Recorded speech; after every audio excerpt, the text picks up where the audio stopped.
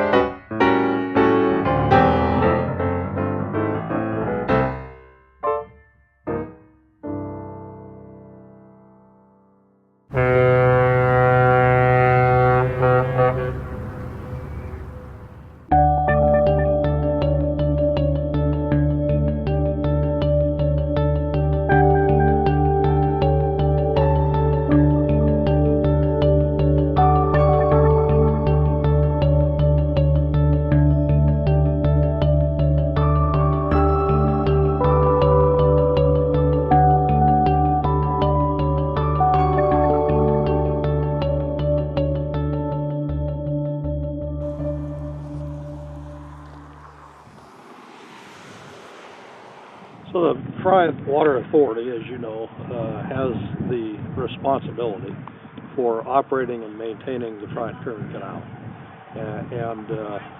So what's at stake, and Friant Water Authority is comprised of a dozen or so water districts, and the Friant division of the Central Valley Project, I think there's around, 20 plus 30 water districts, contractors with the federal government. And so what's at stake, of course, is the canal right now with the subsidence that has occurred. There's about 20 miles of canal that's in jeopardy. The canal's conveyance capacity has been diminished by 60%, so it's only able now to flow about 40% of design capacity. And so what's at stake is attempting to figure out how to bring that back to design capacity to be able to flow the amount of water necessary. For example, in 2017, as you know, was a very wet water year, had plenty of water. We had about 2.5 million acre-feet of water went over the top of the dam. And of that amount, I think the estimates are somewhere in the 300 to 400,000 acre-foot range that we could not deliver south and utilize because of this conveyance constraint. So it doesn't matter how much water is made available to you if you can't get it there. That's right. That's right.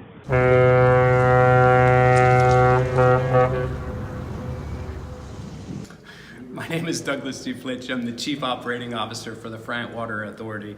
I do everything that's associated with the Friant Kern Canal and boots on the ground.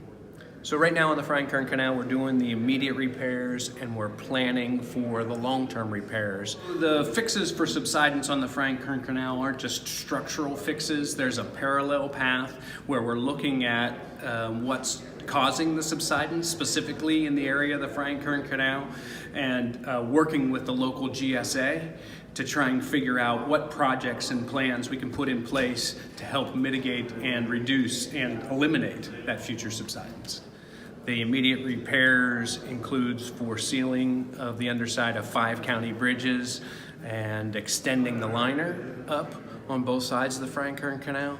The long-term repairs are really looking at 2 alternatives right now. One is to change the configuration and make the canal wider. The other is a parallel Friant Kern. So the immediate repair work is slated to be done this winter.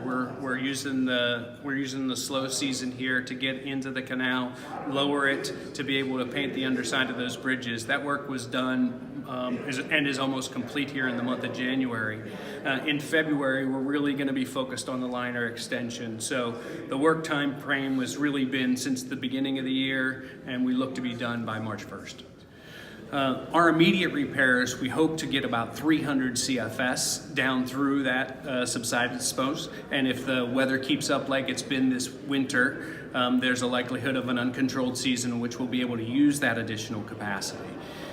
In the long term, we're looking to restore the amount of capacity in the Friant Canal to get us back to the historic use at the very minimum, and then to get us back to the maximum design use at the maximum.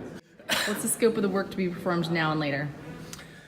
So the long-term repairs include environmental work, engineering design, as well as feasibility study. That's the sort of upfront work that needs to get done, and we're working very hard and fast to get that work completed in the next 12 months or so. Once that work's done, we'll move on to a construction phase, and depending upon the alternatives chosen, we'll start staging soils and adjusting the canal.